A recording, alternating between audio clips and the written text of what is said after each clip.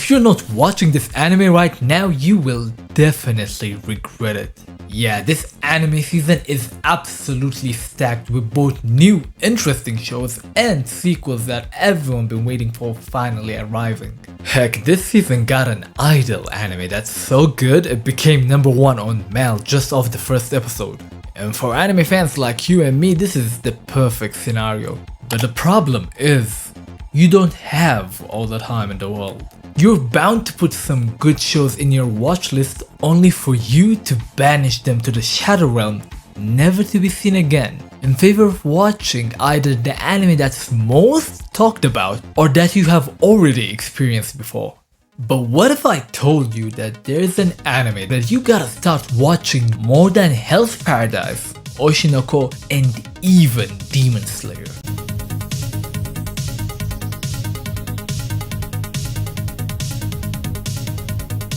We start off in a futuristic school where a bunch of kids are raised with their every move monitored, their education run by robots, and their growth calculated for a goal we don't know yet. And for some reason they are cut from the outside world. And before we could even have a chance to speculate on what's happening in here, we suddenly transition to the outside. A post-apocalyptic Japan that exists in a world where humanity had crumbled after a catastrophe called the Collapse. The only thing we know about this event is that it caused the end of the world, as well as the appearance of huge demon-looking monsters called man-eaters. Vile creatures that feed on human flesh, whose actual origins remains a mystery. And out here we are following these two, Kiriko and Maru, where normally the surviving members of humanity try to live a life that somewhat resembles their old one.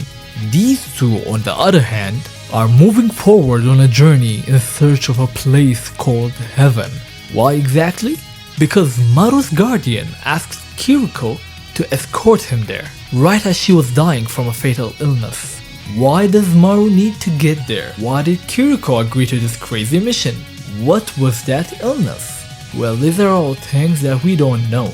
And that's seemingly the case every time we get an answer to something. More questions just tend to pop up. In these two storylines that are shown, not a single info dump was given. We only got the small clues and subtle hints we've been given here and there. And it's up to us to solve this puzzle. And that's exactly this show's biggest appeal. Of course, having movie quality production and cinematic direction every freaking episode helps. Plus the composer of Chainsaw Man and Space Dandy working on your soundtrack should add up to create a pretty good show. But the mystery is the greatest superpower this anime has. Mystery in shows can be either very good or very bad. Take Attack on Titan for example. For 3 seasons and 6 real-world years, we're waiting to know what exactly is inside of the basement. And this mystery drove not just the characters but even the fans to dive deeper into the story. And when we got to the finish line, the reveal delivered massively, putting the icing on the cake and cementing Attack on Titan Season 3 Part 2 as one of the best, if not the best, batches of episodes of any anime ever. And believe me, if we had gotten a disappointing conclusion to The Secret of the Basement, Attack on Titan wouldn't be regarded as highly as it is today. Ironically though, AOT is also considered a great example for a mystery done horribly wrong. As in the 4th season, everybody and their mom wanted to know what was going on inside of Eren's head. What was his big plan to put an end to all of this? And if you're a manga reader, you already know how that went. There's no redeeming it. There is absolutely no logical defense that can be made for this. Sayama came up to you and just bent down over you and took a giant shit in your mouth. Unlike most other anime that you can pile up and enjoy binging the hell out of, Heavenly Delusion is better experienced weekly, where at the end of each episode, until the next one, the info and hints are simmering in the back of your head, while your unconscious mind is cooking up tears without you even knowing it. You're gonna be way off the mark in most cases, but in the 1 out of 100 chance you figure something out on your own, you're gonna be hit with the biggest sense of achievement ever. This show might turn out to be bad, but it also could turn out to be the next summertime rendering, i.e. an amazing show that flew under most people's radar.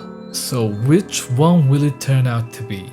Well, only God and Margaritas know the answer to that. But no matter the outcome, this is gonna be a journey you definitely don't wanna miss. It's been Meron, and until next time, stay safe everybody.